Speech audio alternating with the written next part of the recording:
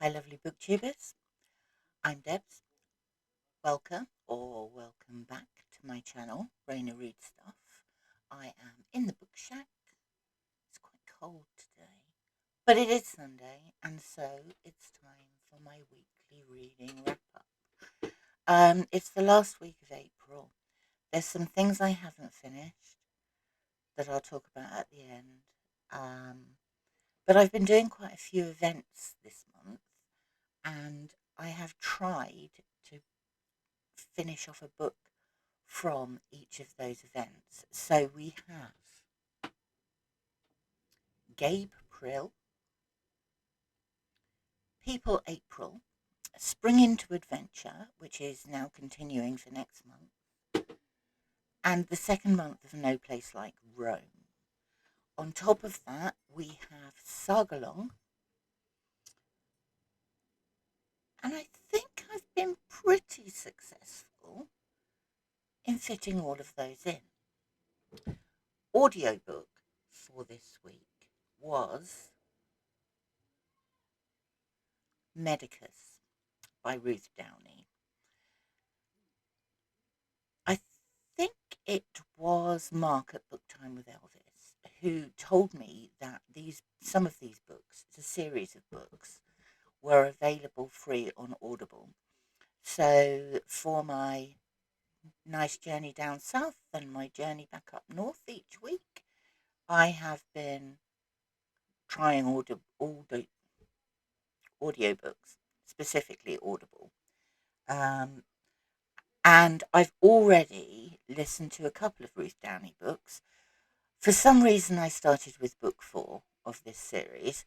This is book 1. I thought I would go to the beginning and try them. Medicus is about a medic in the Roman Empire who has in this book, he's just arrived in Britain.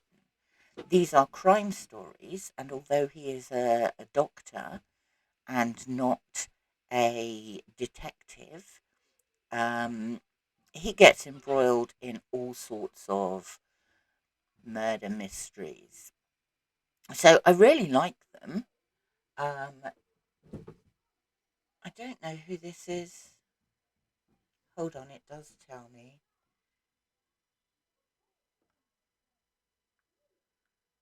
No, maybe it doesn't. Um, they're fun. They're not. They're not too serious. I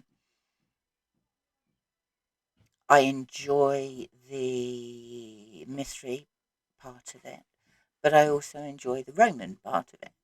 And yeah, I'm really enjoying them. So thanks, Mark. Good recommendation. I think I've got another 3 that I downloaded free of charge from Audible or as part of my subscription. So I will continue with those. Next up, let's do Spring into Adventure. Did you know that we're all pronouncing Everest wrong? According to this, at least. The Great Ark by John Kay. This is the story of how India and part of the Himalayas was mapped starting in 1800 and running through till the 1830s.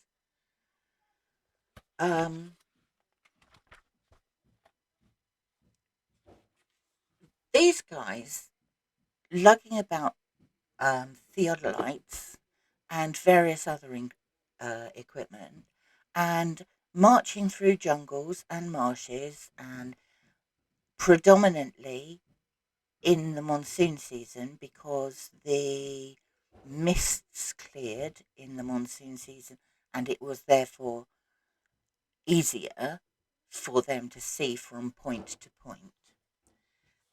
It talks about a couple of people, but a man called George Everest was honoured by Britain for his work in this process, which took decades, and had a mountain named after him. Unfortunately, his family pronounced their name Everest. And he was very particular about it. He would correct people. He found it insulting that they would mispronounce his name. And this man had a mountain named after it. And now we all pronounce it incorrectly. It was a good book. It was an interesting book. It was an adventure. I mean, it was an adventure that lasted a long time for these people. Many died. Many got ill with malaria predominantly, that returned time and time again and eventually killed them. But I mean, what an undertaking to map an entire subcontinent, mainly on foot. There's quite a bit of maths in there because they mapped it in triangles, so they set themselves a baseline and then calculated angles, and it was all to do with trigonometry. But it's fascinating. The second book that I am sticking into the spring into adventure category, but also firmly fits with Historathon 2024, quarter two, the years 500 to 1500, and in fact that's what I read it for. It just also ticks the spring into adventure box. The Children of Ash and Elm by Neil Price, who is an archaeologist, and I found this really interesting. I've been having a bit of a Viking binge for my Historathon for April, but I'll talk you through that in another video.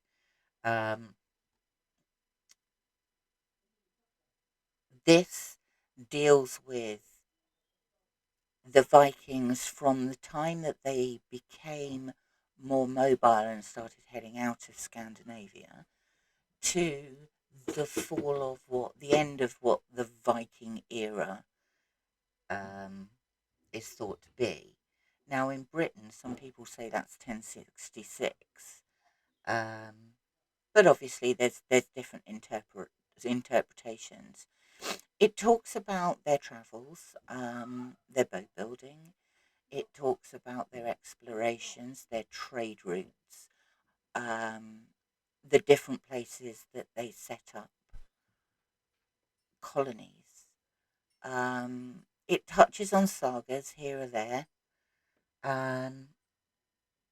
but I thought this was really well written. It was a group read for me, so we are not discussing it until next week, so I won't go into the nitty gritty. But I'd certainly recommend this. I thoroughly enjoyed it. I found it informative, but also accessible, which is what I require from a history book. Sticking with the Vikings, Saga Long. I've never taken part in a Saga Long before, and we did.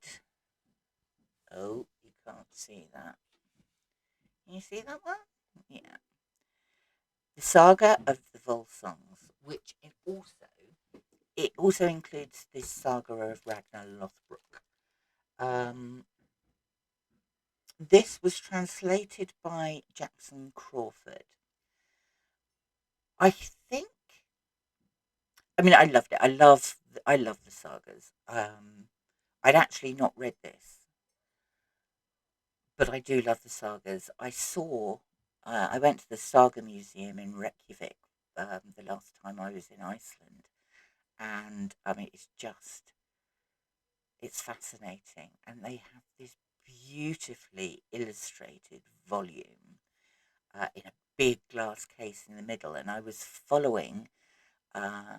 There was a small group of American tourists who were wandering around with a guide, an Icelandic guide, and she was explaining different things, and I was just sort of trotting behind, listening to what she had to say. And I heard her say that this this 13th century book, which is so beautifully illustrated and huge, was worthless.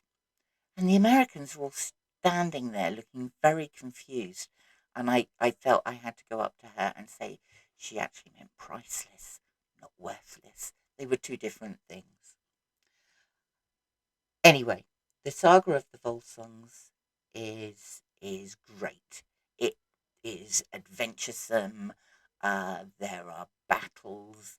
They are raiding, and they are the Volsungs are a family, by the way. So it goes through the generations of the family. Ragnar Lothbrok Brock is the last remaining member of that family, and his saga talks about him and his sons, and he has sons by two wives. The women do play a good role, good roles in both of these sagas. They are there are important characters who are female, um, and I found out I think the more interesting because I'd previously read the previous week I'd finished Valkyrie, which was a story, the story of women in the Viking Age. But rather than being written by an archaeologist, it was written by Katrine Frederiksdottir, who studies the sagas. And so there was a lot of information in there about the sagas and what you can draw from the sagas, which I think made my reading of the Saga of the Volsungs much more interesting to me. So that's Sagalong, Historathon, No Place Like Rome, and Spring into Adventure. I cannot miss out Gabe Prill. And for Gabriel, by the way, I'll put all the information about who was hosting these events in the description. Gabe Prill, we read 3 books this month, 2 of which I've already spoken about. One was The House of Seven Gables by Nathaniel Hawthorne, then Hedda Gabler by Henrik Ibsen, and this week it was Anne of Green Gables by L.M. Montgomery. And this is obviously a very famous children's novel based in northern Canada, Prince Edward Island, and it's about Anne, who is an orphan, who is she's spent some time in various foster families, but now she's in what they call an asylum, which I presume is an orphanage, and a brother and sister, a quite elderly brother and sister, decide that they probably need some help on the farm, and so they send to the orphanage for a boy. They can't go themselves, so they send a neighbour, and the neighbour comes back with Anne, who quite clearly isn't a boy. Not only is she not a boy, she is spirited and determined, doesn't ever stop talking, and has an imagination that would put most people's to shame. This is how they cope with her, how she copes with them, how she becomes Anne of Green Gables instead of Anne from the orphanage. Um, you can guess from that, and I don't think it's a spoiler. They don't send her back again, they keep her.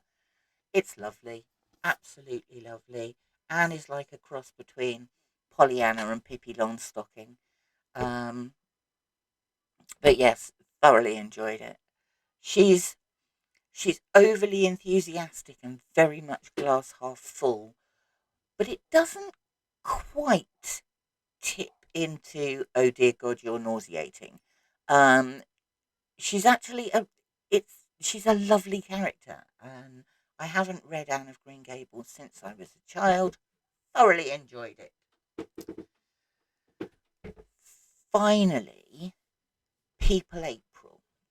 Now, I had all sorts of plans to read all sorts of things, and then yesterday I went to a bookshop in town, in the city of Nottingham, that specialises in graphic novels and comments, and I just thought I'd go in and have a chat with the guy. I have only just discovered graphic novels. I don't know why, but I've only just discovered them. And I started off with two brilliant ones, Mouse and Persepolis. So I go in and I chat to the guy who owns it, and I said, "Look, I'm new to graphic novels. I have read these two. I want to read something along similar lines. What can you recommend?" And he took me to this whole shelf, you know, like these, whole shelf of non-fiction or graphic novels, and recommended a few. And I selected this one, The Role We Play by Saga. Saga is the daughter of Pakistani immigrants to the UK. Um, they were, firstly, they were displaced from their lands in the foothills of the Himalayas by the building of a dirty great dam. Um, they had land in like a verdant valley that was very productive. They were happy. Um, they were disturbed, first of all, by partition, which was instigated by the British. And then the British built this huge great dam and flooded where they lived. Eventually, they come to Britain, and it's the story of not feeling that you belong anywhere. And I mean, I read it today. It's brilliant, absolutely brilliant. Saga is the youngest daughter of the family, and often I don't think you think about the different roles that children have to play when their families are forced out and become this diaspora, um, living in different countries around the world. So at home, she is expected to be a good Muslim girl and behave in a way that her parents used to. So with their same traditions and religion and morals and ideas. Outside of the home, she's expected to assimilate into the country that she's now living in. But not only that, she's expected to be a conduit between the Western experience outside the front door and the Pakistani Muslim experience inside the front door. And that's a lot of pressure to place on a child. But so many children have to do that. And this is her exploration of what everything means to her and what her place in the world is. Um, she is educated, highly educated. She wanted to go to college. She wanted to study to be an architect. She did study to be an architect. She found herself in a ridiculous situation where her college course was going on an exploration visit to Tel Aviv to look at architecture. And she was the only non-white person on the course. When she got to the airport, she found herself taken off into an interrogation room and grilled um, because she was Muslim and her passport photo showed her wearing her hijab. And then when they got to the mosque, she found herself having to justify her existence and recite Muslim prayers before they would let her into the mosque. So she wasn't treated the same as the white British students, but she wasn't being treated as a Muslim either. You can understand why people start to question what's real and what's not.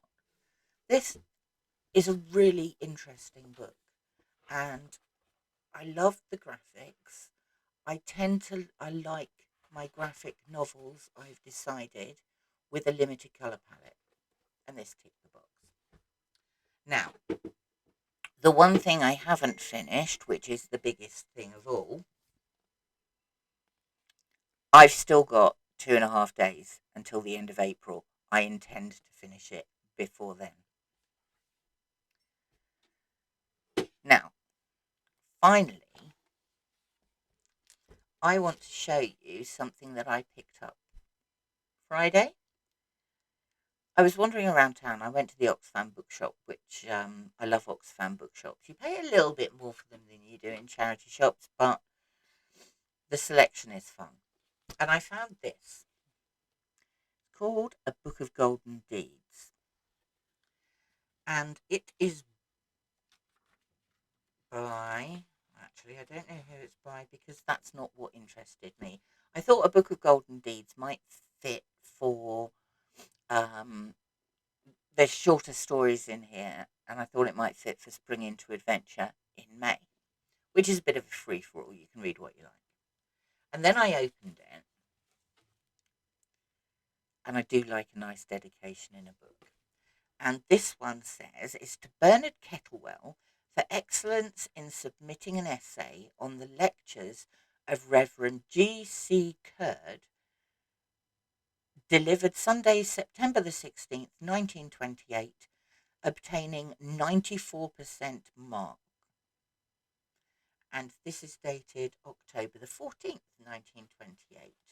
And I thought that's a nice dedication. And in the front cover, Bernard Kettlewell has written his address, and he came from Maltby near Rotherham. Then I flicked through the pages, and I found this. This is Bernard Kettlewell's 6-page essay written on September the 17th, 1928, that he got his, you see it, 94% mark for. And I just found it really interesting. The Reverend who'd come to deliver the lecture had been to Italy, and he had taken a trip to Pompeii and Vesuvius, and he delivered a speech on what he'd seen in 1928 in Pompeii and Vesuvius, and that essay is about the speech. And I just thought it was lovely. I paid £2.99 for that. And whether I care about the book or not, I love the dedication in it, and I absolutely love Bernard's essay. His writing was beautiful as well. I don't know how old he was because it doesn't give an age, but I'm guessing he was sort of about maybe 12, and his writing is so beautiful. Puts mine to shame. Someone once said I write like a doctor, which means you can't read it. Never mind. I was really pleased with that though. Anyway, that's my reading week. I hope you've all had a good reading week. We're coming up to May. I'm going to do another few videos. I'm so behind on my tag videos. I've got to do a couple of more videos this afternoon. And then I also plan to do a quick wrap-up of April for Historathon. And this is what I intend to do in May. Obviously, Historathon, the Banned Book Challenge, and Spring into Adventure are still carrying on in May. There's 2 other events that I plan on taking part in. One is Middle Grade May, and the other one is Horror Mayhem. Horror Mayhem has a bingo card. I can't resist the bingo card. So anyway, more about that another day. I hope you've had a lovely week and enjoy the rest of your weekend. Please like and subscribe if you'd like to. That would be very lovely. Leave a comment. We could chat. Thank you for popping by, and I will speak to you very soon. Bye for now.